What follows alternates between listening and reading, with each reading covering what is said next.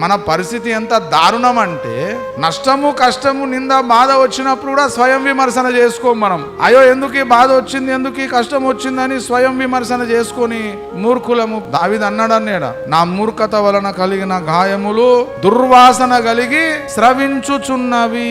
మూర్ఖుడు నన్ను దావీదు భక్తుడు ఒప్పుకున్నాడు. దావీదు కంటే గొప్పోడు ఇక్కడ ఎవరు లేడు, ఉండబోడు కూడా. నేను మూర్ఖున్నాను ఒప్పుకున్నాడు దావీదు భక్తుడు. నా మూర్ఖత వలన కొన్ని గాయాలు నేనే చేసుకున్నాను. ఆ గాయముల గుండా దుర్వాసన వస్తుంది. మనము గాయమైనప్పుడు, నష్టము కలిగినప్పుడు, కష్టం కలిగినప్పుడు, బాధ కలిగినప్పుడు కూడా స్వయం విమర్శన మనం చేసుకునే స్థితిలో లేము.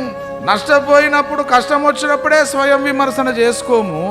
లాభం వచ్చినప్పుడు, గొప్ప ద్వారము దేవుడు తెరిస్తే మనం స్వయం విమర్శన చేసుకుంటామా? మీరు చెప్పండి అమ్మా. ఉన్నట్టుండి 10 కోట్ల లాటరీ తగిలింది అనుకో, నీకు ఏమంటావు అప్పుడు? నువ్వు ఏమనుకున్నావు? చూసినావా? ఇన్ని రోజులకు దేవుడు నన్ను ఆ భక్తి గుర్తించను. మూర్ఖులు మీరు ఎవరు గుర్తించలేదు, మీ కళ్ళన్నీ గుడి.